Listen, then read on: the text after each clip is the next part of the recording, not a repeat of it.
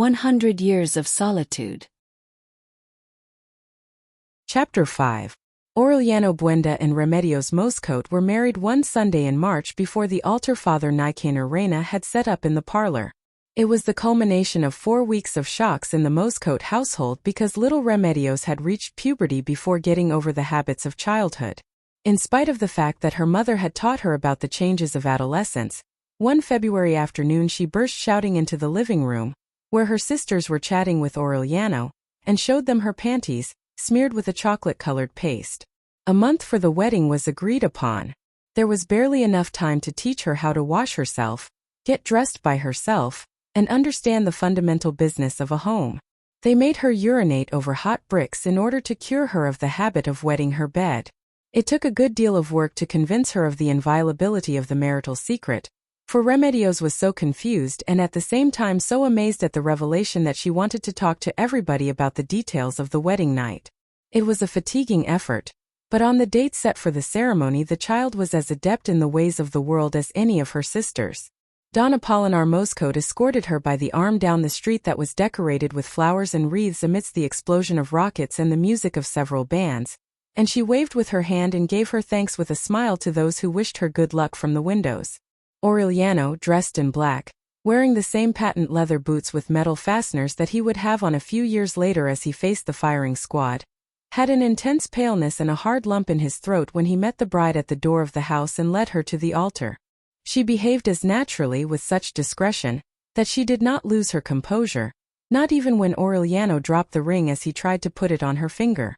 In the midst of the murmurs and confusion of the guests, she kept her arm with the fingerless lace glove held up and remained like that with her ring finger ready until the bridegroom managed to stop the ring with his foot before it rolled to the door, and came back blushing to the altar.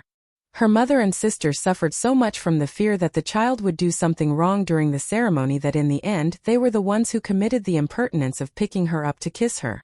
From that day on the sense of responsibility, the natural grace, the calm control that Remedios would have in the face of adverse circumstances was revealed. It was she who, on her own initiative, put aside the largest piece that she had cut from the wedding cake and took it on a plate with a fork to José Arcadio Buendia. Tied to the trunk of the chestnut tree, huddled on a wooden stool underneath the palm shelter, the enormous old man, discolored by the sun and rain, made a vague smile of gratitude and at the piece of cake with his fingers, mumbling an unintelligible psalm. The only unhappy person in that noisy celebration, which lasted until dawn on Monday, was Rebecca Buendia. It was her own frustrated party.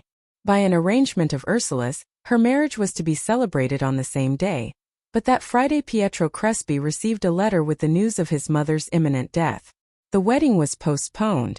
Pietro Crespi left for the capital of the province an hour after receiving the letter, and on the road he missed his mother, who arrived punctually Saturday night and at Aureliano's wedding sang the sad aria that she had prepared for the wedding of her son.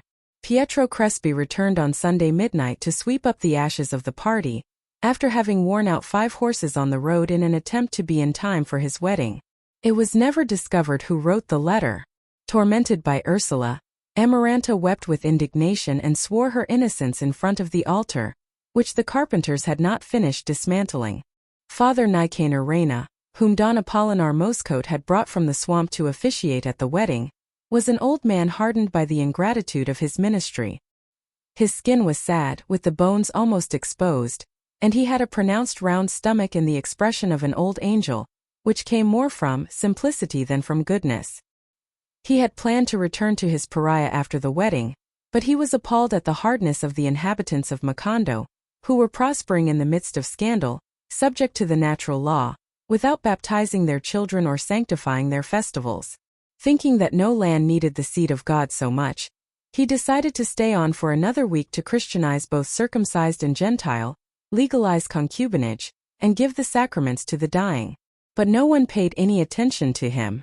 They would answer him that they had been many years without a priest, arranging the business of their souls directly with God, and that they had lost the evil of original sin. Tired of preaching in the open, Father Nicanor decided to undertake the building of a church, the largest in the world, with life-size saints and stained-glass windows on the sides, so that people would come from Rome to honor God in the center of impiety. He went everywhere begging alms with a copper dish. They gave him a large amount, but he wanted more, because the church had to have a bell that would raise the drowned up to the surface of the water. He pleaded so much that he lost his voice. His bones began to fill with sounds. One Saturday, not even having collected the price of the doors, he fell into a desperate confusion. He improvised an altar in the square, and on Sunday he went through the town with a small bell, as in the days of insomnia, calling people to an open-air mass. Many went out of curiosity, others from nostalgia, others so that God would not take the disdain for his intermediary as a personal insult. So that at 8 in the morning half the town was in the square, where Father Nicanor chanted the Gospels in a voice that had been lacerated by his pleading. At the end, when the congregation began to break up, he raised his arms signaling for attention. "Just a moment," he said. "Now we shall witness an undeniable proof of the infinite power of God." The boy who had helped him with the Mass brought him a cup of thick and steaming chocolate, which he drank without pausing to breathe. Then he wiped his lips with a handkerchief that he drew from his sleeve, extended his arms and closed his eyes. Thereupon Father Nicanor rose 6 inches above the level of the ground. It was a convincing measure. He went among the houses for several days repeating the demonstration of levitation by means of chocolate, while the acolyte collected so much money in a bag that in less than a month he began the construction of the church. No one doubted the divine origin of the demonstration except José Arcadio Buendía, who without changing expression watched the troop of people who gathered around the chestnut tree one morning to witness the revelation once more. He merely stretched on his stool a little and shrugged his shoulders when Father Nicanor began to rise up from the ground along with the chair he was sitting on. "Hoc est simplicissimus," José Arcadio Buendía said. "Homo est statum quortum materii invenit."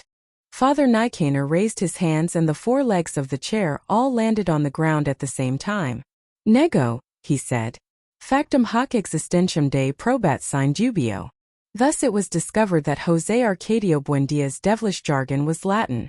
Father Nicanor took advantage of the circumstance of his being the only person who had been able to communicate with him to try to inject the faith into his twisted mind. Every afternoon he would sit by the chestnut tree preaching in Latin, but José Arcadio Buendía insisted on rejecting rhetorical tricks and the transmutation of chocolate, and he demanded the daguerreotype of God as the only proof. Father Nicanor then brought him medals and pictures and even a reproduction of the Veronica, but José Arcadio Buendía rejected them as artistic objects without any scientific basis. He was so stubborn that Father Nicanor gave up his attempts at evangelization, and continued visiting him out of humanitarian feelings. But then it was José Arcadio Buendía who took the lead and tried to break down the priest's faith with rationalist tricks. On a certain occasion when Father Nicanor brought a checker set to the chestnut tree and invited him to a game, José Arcadio Buendía would not accept, because according to him he could never understand the sense of a contest in which the 2 adversaries have agreed upon the rules. Father Nicanor, who had never seen checkers played that way, could not play it again. Ever more startled at José Arcadio Buendía's lucidity, he asked him how it was possible that they had him tied to a tree. "Hoc est simplicissimus," he replied. "Because I'm crazy." From then on, concerned about his own faith, the priest did not come back to visit him and dedicated himself to hurrying along the building of the church. Rebecca felt her hopes being reborn. Her future was predicated on the completion of the work, for one Sunday when Father Nicanor was lunching at the house and the whole family sitting at the table spoke of the solemnity and splendor that religious ceremonies would acquire when the church was built, Amaranta said, "The luckiest one will be Rebecca." And since Rebecca did not understand what she meant, she explained it to her with an innocent smile. "You're going to be the one who will inaugurate the church with your wedding." Rebecca tried to forestall any comments. The way the construction was going, the church would not be built before another 10 years. Father Nicanor did not agree. The growing generosity of the faithful permitted him to make more optimistic calculations. To the mute indignation of Rebecca, who could not finish her lunch, Ursula celebrated Amaranta's idea and contributed a considerable sum for the work to move faster. Father Nicanor felt that with another contribution like that the church would be ready within 3 years. From then on Rebecca did not say another word to Amaranta, convinced that her initiative had not the innocence that she attempted to give it. "That was the least serious thing I could have done," Amaranta answered her during the violent argument they had that night. In that way I won't have to kill you for 3 years. Rebecca accepted the challenge. When Pietro Crespi found out about the new postponement, he went through a crisis of disappointment, but Rebecca gave him a final proof of her loyalty. "We'll elope whenever you say," she told him. Pietro Crespi, however, was not a man of adventure. He lacked the impulsive character of his fiancée, and he considered respect for one's given word as a wealth that should not be squandered. Then Rebecca turned to more audacious methods. A mysterious wind blew out the lamps in the parlor and Ursula surprised the lovers kissing in the dark. Pietro Crespi gave her some confused explanations about the poor quality of modern pitch lamps, and he even helped her install a more secure system of illumination for the room. But the fuel failed again or the wicks became clogged and Ursula found Rebecca sitting on her fiancé's lap. This time she would accept no explanation. She turned the responsibility of the bakery over to the Indian woman and sat in a rocking chair to watch over the young people during the visits, ready to win out over maneuvers that had already been old when she was a girl. "Poor Mama," Rebecca would say with mock indignation, seeing Ursula yawn during the boredom of the visits. "When she dies she'll go off to her reward in that rocking chair." After 3 months of supervised love, fatigued by the slow progress of the construction, which he went to inspect every day, Pietro Crespi decided to give Father Nicanor the money he needed to finish the church. Amaranta did not grow impatient.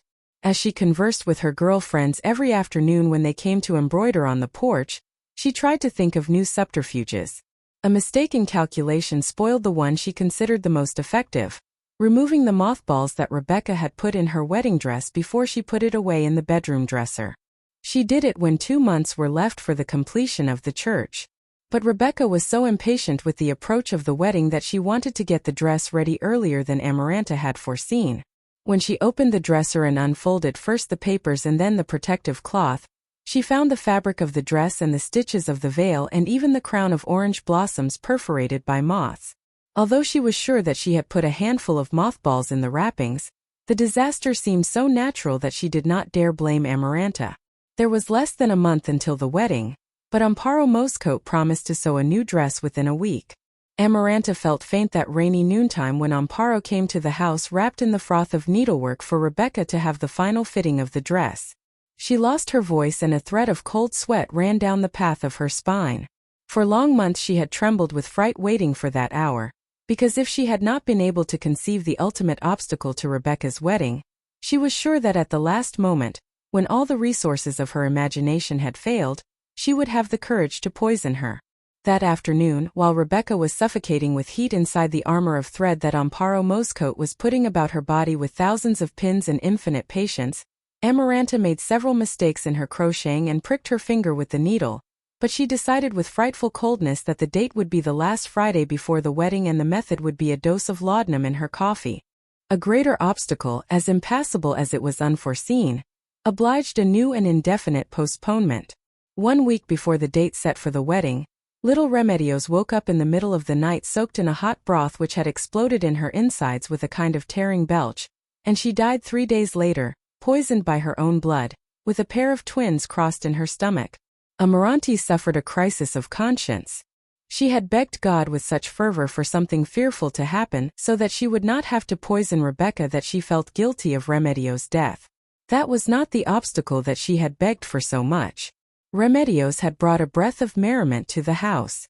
She had settled down with her husband in a room near the workshop, which she decorated with the dolls and toys of her recent childhood, and her merry vitality overflowed the 4 walls of the bedroom and went like a whirlwind of good health along the porch with the begonias. She would start singing at dawn. She was the only person who dared intervene in the arguments between Rebecca and Amaranta. She plunged into the fatiguing chore of taking care of José Arcadio Buendia. She would bring him his food, she would help him with his daily necessities, wash him with soap and a scrubbing brush, keep his hair and beard free of lice and nits, keep the palm shelter in good condition and reinforce it with waterproof canvas in stormy weather. In her last months she had succeeded in communicating with him in phrases of rudimentary Latin. When the son of Aureliano and Pilar Ternera was born and brought to the house and baptized in an intimate ceremony with the name Aureliano José, Remedios decided that he would be considered their oldest child. Her maternal instinct surprised Ursula.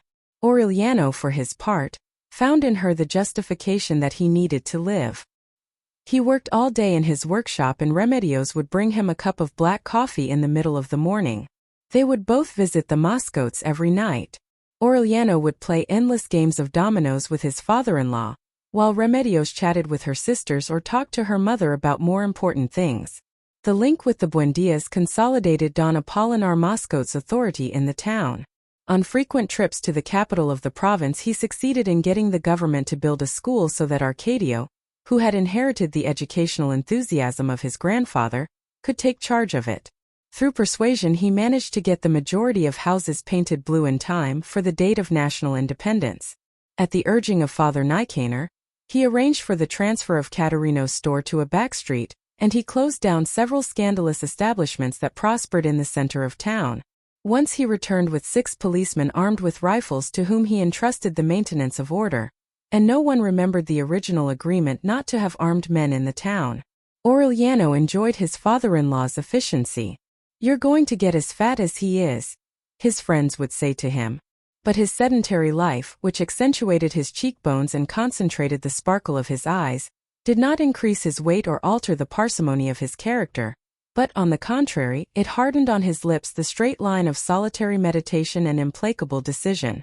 So deep was the affection that he and his wife had succeeded in arousing in both their families that when Remedios announced that she was going to have a child, even Rebecca and Amaranta declared a truce in order to knit items in blue wool if it was to be a boy and in pink wool in case it was a girl. She was the last person Arcadio thought about a few years later when he faced the firing squad. Ursula ordered a mourning period of closed doors and windows, with no one entering or leaving except on matters of utmost necessity.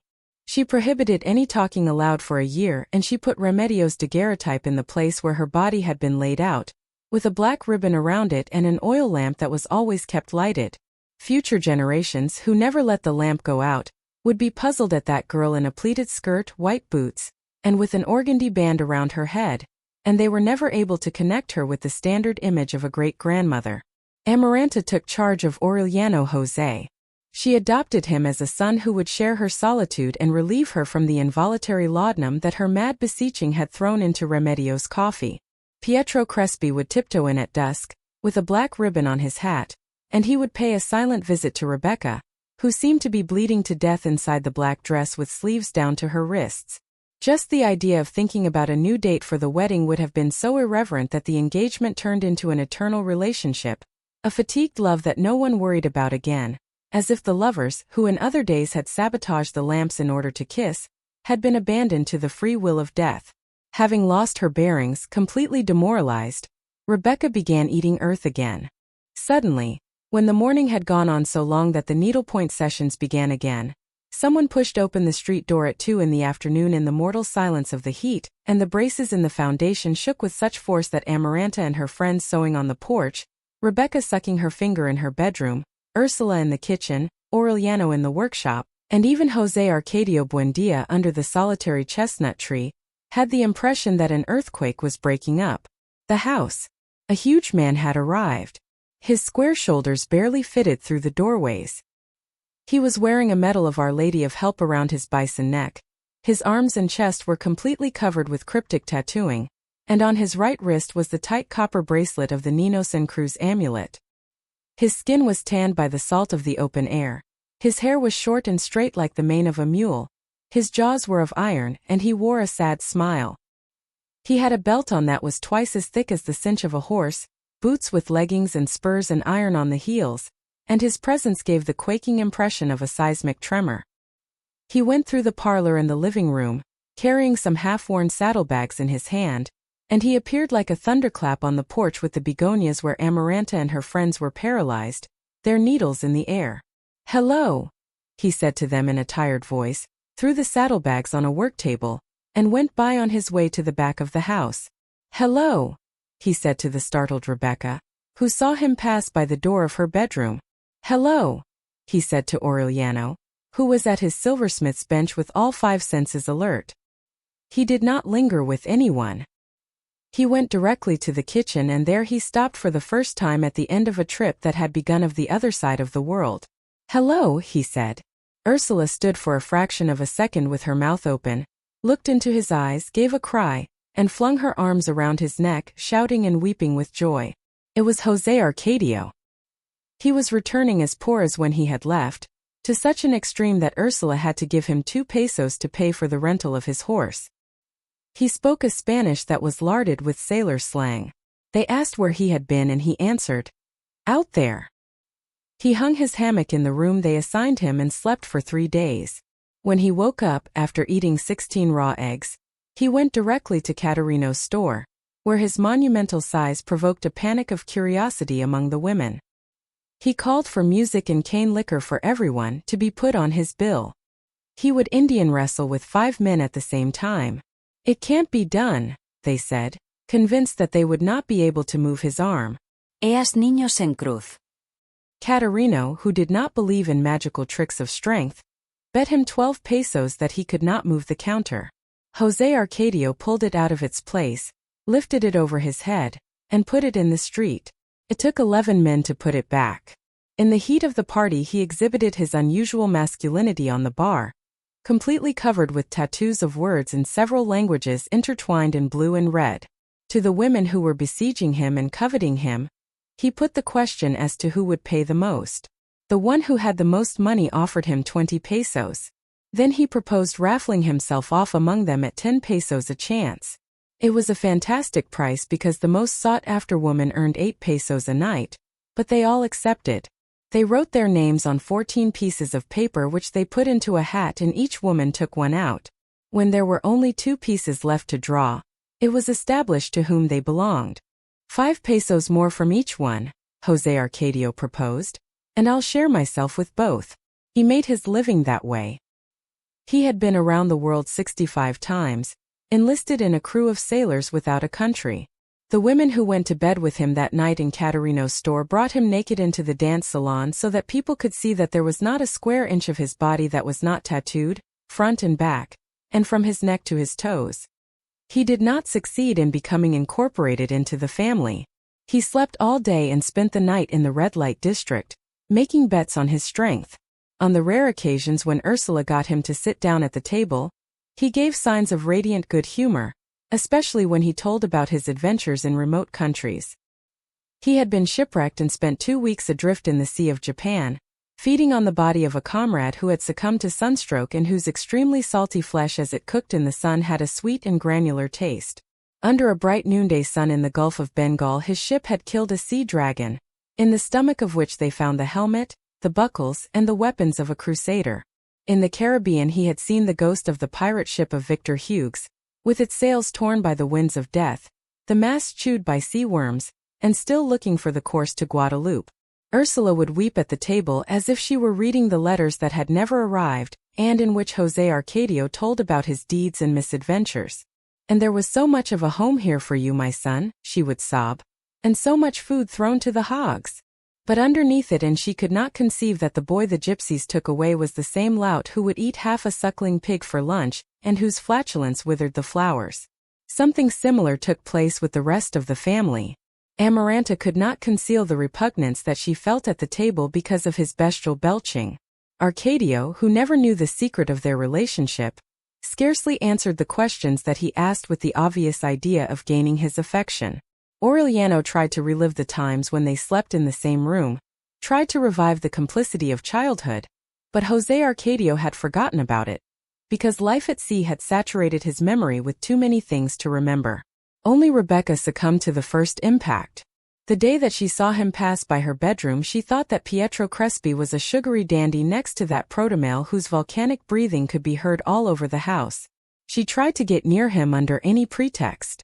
On a certain occasion José Arcadio looked at her body with shameless attention and said to her, "You're a woman, little sister."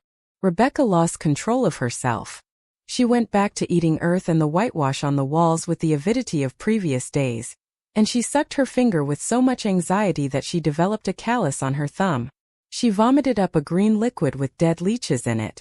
She spent nights awake shaking with fever, fighting against delirium, waiting until the house shook with the return of José Arcadio at dawn. One afternoon, when everyone was having a siesta, she could no longer resist and went to his bedroom. She found him in his shorts, lying in the hammock that he had hung from the beams with a ship's hawser. She was so impressed by his enormous motley nakedness that she felt an impulse to retreat. "Excuse me," she said. "I didn't know you were here." But she lowered her voice so as not to wake anyone up. "Come here," he said. Rebecca obeyed. She stopped beside the hammock in an icy sweat, feeling knots forming in her intestines, while José Arcadio stroked her ankles with the tips of his fingers, then her calves, then her thighs, murmuring, "Oh, little sister, little sister." She had to make a supernatural effort not to die when a startlingly regulated cyclonic power lifted her up by the waist and despoiled her of her intimacy with 3 clashes of its claws and quartered her like a little bird. She managed to thank God for having been born before she lost herself in the inconceivable pleasure of that unbearable pain, splashing in the steaming marsh of the hammock which absorbed the explosion of blood like a blotter. 3 days later they were married during the 5 o'clock Mass. José Arcadio had gone to Pietro Crespi's store the day before. He found him giving a zither lesson and did not draw him aside to speak to him. "I'm going to marry Rebecca," he told him. Pietro Crespi turned pale, gave the zither to one of his pupils, and dismissed the class.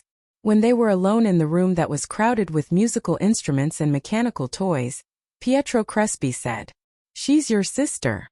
"I don't care," José Arcadio replied. Pietro Crespi mopped his brow with the handkerchief that was soaked in lavender. "It's against nature," he explained. "And besides, it's against the law." José Arcadio grew impatient, not so much at the argument as over Pietro Crespi's paleness. "Fuck nature 2 times over," he said. "And I've come to tell you not to bother going to ask Rebecca anything." But his brutal deportment broke down when he saw Pietro Crespi's eyes grow moist. "Now," he said to him in a different tone, "if you really like the family, there's Amaranta for you." Father Nicanor revealed in his Sunday sermon that José Arcadio and Rebecca were not brother and sister. Ursula never forgave what she considered an inconceivable lack of respect, and when they came back from church she forbade the newlyweds to set foot in the house again. For her it was as if they were dead. So they rented a house across from the cemetery and established themselves there with no other furniture but José Arcadio's hammock. On their wedding night a scorpion that had got into her slipper bit Rebecca on the foot. Her tongue went to sleep, but that did not stop them from spending a scandalous honeymoon. The neighbors were startled by the cries that woke up the whole district as many as 8 times in a single night and 3 times during siesta, and they prayed that such wild passion would not disturb the peace of the dead. Aureliano was the only one who was concerned about them. He bought them some furniture and gave them some money until José Arcadio recovered his sense of reality, and began to work the no-man's land that bordered the courtyard of the house. Amaranta, on the other hand, never did overcome her rancor against Rebecca, even though life offered her a satisfaction of which she had not dreamed. At the initiative of Ursula, who did not know how to repair the shame, Pietro Crespi continued having lunch at the house on Tuesdays, rising above his defeat with a serene dignity. He still wore the black ribbon on his hat as a sign of respect for the family, and he took pleasure in showing his affection for Ursula by bringing her exotic gifts: Portuguese sardines, Turkish rose marmalade, and on one occasion a lovely manila shawl. Amaranta looked after him with a loving diligence. She anticipated his wants, pulled out the threads on the cuffs of his shirt, and embroidered a dozen handkerchiefs with his initials for his birthday. On Tuesdays after lunch, while she would embroider on the porch, he would keep her happy company. For Pietro Crespi, that woman whom he always had considered and treated as a child was a revelation. Although her temperament lacked grace, she had a rare sensibility for appreciating the things of the world, and had a secret tenderness. One Tuesday, when no one doubted that sooner or later it had to happen, Pietro Crespi asked her to marry him. She did not stop her work. She waited for the hot blush to leave her ears and gave her voice a serene stress of maturity. 3 days later they were married during the 5 o'clock Mass. José Arcadio had gone to Pietro Crespi's store the day before. He found him giving a zither lesson and did not draw him aside to speak to him. "I'm going to marry Rebecca," he told him. Pietro Crespi turned pale, gave the zither to one of his pupils, and dismissed the class. When they were alone in the room that was crowded with musical instruments and mechanical toys, Pietro Crespi said, "She's your sister." "I don't care," José Arcadio replied. Pietro Crespi mopped his brow with the handkerchief that was soaked in lavender. "It's against nature," he explained. And besides, it's against the law. José Arcadio grew impatient, not so much at the argument as over Pietro Crespi's paleness. "Fuck nature 2 times over," he said. "And I've come to tell you not to bother going to ask Rebecca anything." But his brutal deportment broke down when he saw Pietro Crespi's eyes grow moist. "Now," he said to him in a different tone, "if you really like the family, there's Amaranta for you." Father Nicanor revealed in his Sunday sermon that José Arcadio and Rebecca were not brother and sister. Ursula never forgave what she considered an inconceivable lack of respect, and when they came back from church she forbade the newlyweds to set foot in the house again. For her it was as if they were dead. So they rented a house across from the cemetery and established themselves there with no other furniture but José Arcadio's hammock. On their wedding night, a scorpion that had got into her slipper bit Rebecca on the foot. Her tongue went to sleep, but that did not stop them from spending a scandalous honeymoon. The neighbors were startled by the cries that woke up the whole district as many as 8 times in a single night and 3 times during siesta, and they prayed that such wild passion would not disturb the peace of the dead. Aureliano was the only one who was concerned about them. He bought them some furniture and gave them some money until José Arcadio recovered his sense of reality and began to work the no-man's land that bordered the courtyard of the house. Amaranta, on the other hand, never did overcome her rancor against Rebecca, even though life offered her a satisfaction of which she had not dreamed. At the initiative of Ursula, who did not know how to repair the shame, Pietro Crespi continued having lunch at the house on Tuesdays, rising above his defeat with a serene dignity. He still wore the black ribbon on his hat as a sign of respect for the family, and he took pleasure in showing his affection for Ursula by bringing her exotic gifts: Portuguese sardines, Turkish rose marmalade, and on one occasion a lovely manila shawl. Amaranta looked after him with a loving diligence. She anticipated his wants, pulled out the threads on the cuffs of his shirt, and embroidered a dozen handkerchiefs with his initials for his birthday. On Tuesdays after lunch, while she would embroider on the porch, he would keep her happy company. For Pietro Crespi, that woman whom he always had considered and treated as a child was a revelation. Although her temperament lacked grace, she had a rare sensibility for appreciating the things of the world, and had a secret tenderness. One Tuesday, when no one doubted that sooner or later it had to happen, Pietro Crespi asked her to marry him. She did not stop her work. She waited for the hot blush to leave her ears and gave her voice a serene stress of maturity. "Of course, Crespi," she said, "but when we know each other better. It's never good to be hasty in things." Ursula was confused. In spite of the esteem she had for Pietro Crespi, she could not tell whether his decision was good or bad from the moral point of view after his prolonged and famous engagement to Rebecca. But she finally accepted it as an unqualified fact because no one shared her doubts. Aureliano, who was the man of the house, confused her further with his enigmatic and final opinion. "These are not times to go around thinking about weddings." That opinion, which Ursula understood only some months later, was the only sincere one that Aureliano could express at that moment, not only with respect to marriage, but to anything that was not war. He himself, facing a firing squad, would not understand too well the concatenation of the series of subtle but irrevocable accidents that brought him to that point. The death of Remedios had not produced the despair that he had feared. It was, rather, a dull feeling of rage that Grade's ally dissolved in a solitary and passive frustration similar to the one he had felt during the time he was resigned to living without a woman. He plunged into his work again, but he kept up the custom of playing dominoes with his father-in-law. In a house bound up in mourning, the nightly conversations consolidated the friendship between the two men. "Get married again, Aurelito," his father-in-law would tell him. "I have 6 daughters for you to choose from." On one occasion on the eve of the elections, Don Apolinar Moscote returned from one of his frequent trips worried about the political situation in the country. The liberals were determined to go to war. Since Aureliano at that time had very confused notions about the difference between conservatives and liberals, his father-in-law gave him some schematic lessons.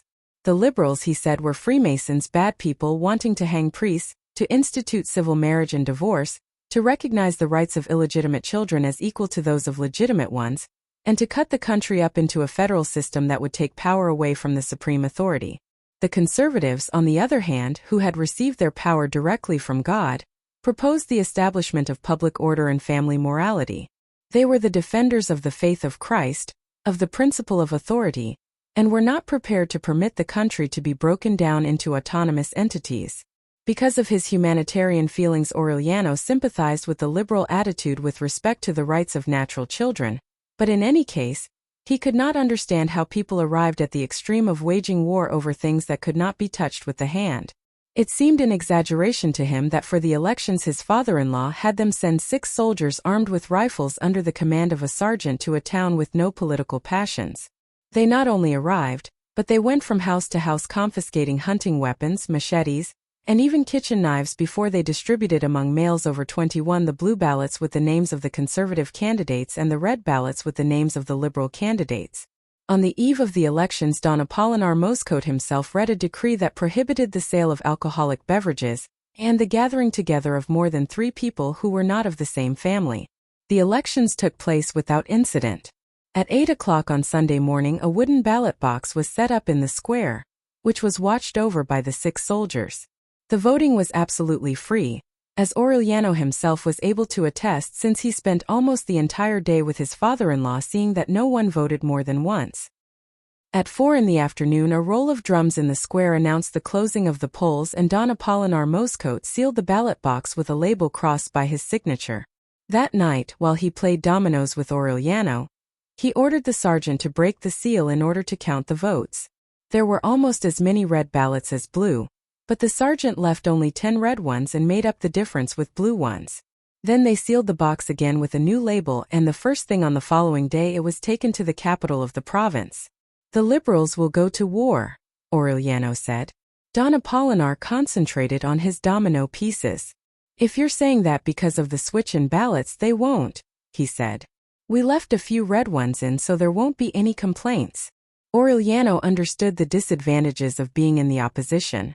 "If I were a liberal," he said, "I'd go to war because of those ballots." His father-in-law looked at him over his glasses. "Come now, Aurelito," he said. "If you were a liberal, even though you're my son-in-law, you wouldn't have seen the switching of the ballots." What really caused indignation in the town was not the results of the elections but the fact that the soldiers had not returned the weapons. A group of women spoke with Aureliano so that he could obtain the return of their kitchen knives from his father-in-law. Don Apolinar Moscote explained to him in strictest confidence that the soldiers had taken the weapons off as proof that the liberals were preparing for war. The cynicism of the remark alarmed him. He said nothing, but on a certain night when Geroneldo Marquez and Magnifico Visbal were speaking with some other friends about the incident of the knives, they asked him if he was a liberal or a conservative. Aureliano did not hesitate. "If I have to be something, I'll be a liberal," he said, "because the conservatives are tricky." On the following day, at the urging of his friends, he went to see Dr. Alirio Noguera to be treated for a supposed pain in his liver. He did not even understand the meaning of the subterfuge. Dr. Alirio Noguera had arrived in Macondo a few years before with a medicine chest of tasteless pills and a medical motto that convinced no one: "One nail draws another." In reality, he was a charlatan. Behind his innocent facade of a doctor without prestige there was hidden a terrorist, who with his short-legged boots covered the scars that 5 years in the stocks had left on his legs. Taken prisoner during the first Federalist adventure, he managed to escape to Curaçao disguised in the garment he detested most in this world: a cassock.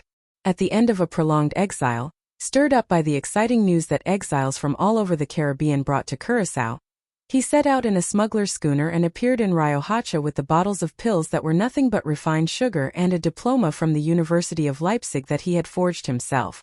He wept with disappointment. The federalist fervor, which the exiles had pictured as a powder keg about to explode, had dissolved into a vague electoral illusion. Embittered by failure, yearning for a safe place where he could await old age, the false homeopath took refuge in Macondo. In the narrow bottle-crowded room that he rented on one side of the square, he lived several years off the hopelessly ill who, after having tried everything, consoled themselves with sugar pills. His instincts of an agitator remained dormant as long as Don Apolinar Moscote was a figurehead. He passed the time remembering and fighting against asthma. The approach of the elections was the thread that led him once more to the skein of subversion. He made contact with the young people in the town, who lacked political knowledge, and he embarked on a stealthy campaign of instigation. The numerous red ballots that appeared as the box and that were attributed by Don Apolinar Moscote to the curiosity that came from youth were part of his plan. He made his disciples vote in order to show them that elections were a farce. The only effective thing, he would say, is violence. The majority of Aureliano's friends were enthusiastic over the idea of liquidating the conservative establishment, but no one had dared include him in the plans, not only because of his ties with the magistrate, but because of his solitary and elusive character. It was known, furthermore, that he had voted blue at his father-in-law's direction, so it was a simple matter of chance that he revealed his political sentiments, and it was purely a matter of curiosity, a caprice, that brought him to visit the doctor for the treatment of a pain that he did not have. In the den that smelled of camphorated cobwebs, he found himself facing a kind of dusty iguana whose lungs whistled when he breathed. Before asking him any questions, the doctor took him to the window and examined the inside of his lower eyelid. "It's not there," Aureliano said, following what they told him. He pushed the tips of his fingers into his liver and added, "Here's where I have the pain that won't let me sleep." Then Dr. Noguera closed the window with the pretext that there was too much sun, and explained to him in simple terms that it was a patriotic duty to assassinate conservatives. For several days Aureliano carried a small bottle of pills in his shirt pocket. He would take it out every 2 hours, put 3 pills in the palm of his hand, and pop them into his mouth for them to be slowly dissolved on his tongue. Don Apolinar Moscote made fun of his faith in homeopathy, but those who were in on the plot recognized another one of their people in him. Almost all of the sons of the founders were implicated, although none of them knew concretely what action they were plotting. Nevertheless, the day the doctor revealed the secret to Aureliano, the latter elicited the whole plan of the conspiracy. Although he was convinced at that time of the urgency of liquidating the conservative regime, the plot horrified him. Dr. Noguera had a mystique of personal assassination. His system was reduced to coordinating a series of individual actions which in one master stroke covering the whole nation would liquidate the functionaries of the regime along with their respective families, especially the children, in order to exterminate conservatism at its roots. Don Apolinar Moscote, his wife and his 6 daughters, needless to say, were on the list. "You're no liberal or anything else," Aureliano told him without getting excited. "You're nothing but a butcher." "In that case," the doctor replied with equal calm, "give me back the bottle. You don't need it anymore." Only 6 months later did Aureliano learn that the doctor had given up on him as a man of action because he was a sentimental person with no future, with a passive character, and a definite solitary vocation. They tried to keep him surrounded, fearing that he would betray the conspiracy. Aureliano calmed them down. He would not say a word, but on the night they went to murder the Moscote family they would find him guarding the door. He showed such a convincing decision that the plan was postponed for an indefinite date. It was during those days that Ursula asked his opinion about the marriage between Pietro Crespi and Amaranta, and he answered that these were not times to be thinking about such a thing. For a week he had been carrying an old-fashioned pistol under his shirt. He kept his eyes on his friends. In the afternoon he would go have coffee with José Arcadio and Rebecca, who had begun to put their house in order, and from 7 o'clock on he would play dominoes with his father-in-law. At lunchtime he was chatting with Arcadio, who was already a huge adolescent, and he found him more and more excited over the imminence of war. In school, where Arcadio had pupils older than himself mixed in with children who were barely beginning to talk, the liberal fever had caught on. There was talk of shooting Father Nicanor, of turning the church into a school, of instituting free love. Aureliano tried to calm down his drive. He recommended discretion and prudence to him. Deaf to his calm reasoning, to his sense of reality, Arcadio reproached him in public for his weakness of character. Aureliano waited. Finally, in the beginning of December, Ursula burst into the workshop all upset. War's broken out. War, in fact, had broken out 3 months before. Martial law was in effect in the whole country. The only one who knew it immediately was Don Apolinar Moscote, but he did not give the news even to his wife while the army platoon that was to occupy the town by surprise was on its way. They entered noiselessly before dawn, with 2 pieces of light artillery drawn by mules, and they set up their headquarters in the school. A 6 p.m. curfew was established. A more drastic search than the previous one was undertaken house by house, And this time they even took farm implements. They dragged out Dr. Noguera, tied him to a tree in the square, and shot him without any due process of law. Father Nicanor tried to impress the military authorities with the miracle of levitation, and had his head split open by the butt of a soldier's rifle. The liberal exultation had been extinguished into a silent terror. Aureliano, pale, mysterious, continued playing dominoes with his father-in-law. He understood that in spite of his present title of civil and military leader of the town, Don Apolinar Moscote was once more a figurehead. The decisions were made by the army captain, who each morning collected an extraordinary levy for the defense of public order. For soldiers under his command snatched a woman who had been bitten by a mad dog from her family and killed her with their rifle butts. One Sunday, 2 weeks after the occupation, Aureliano entered Geroneldo Marquez's house and with his usual terseness asked for a mug of coffee without sugar. When the two of them were alone in the kitchen, Aureliano gave his voice an authority that had never been heard before. "Get the boys ready," he said. "We're going to war." Geroneldo Marquez did not believe him. "With what weapons?" he asked. "With theirs," Aureliano replied. Tuesday at midnight in a mad operation, 21 men under the age of 30 commanded by Aureliano Buendia, armed with table knives and sharpened tools, took the garrison by surprise, seized the weapons, and in the courtyard executed the captain and the 4 soldiers who had killed the woman. That same night, while the sound of the firing squad could be heard, Arcadio was named civil and military leader of the town. The married rebels barely had time to take leave of their wives, whom they left to their devices. They left at dawn, cheered by the people who had been liberated from the terror, to join the forces of the revolutionary General Victorio Medina, who, according to the latest reports, was on his way to Nicanor.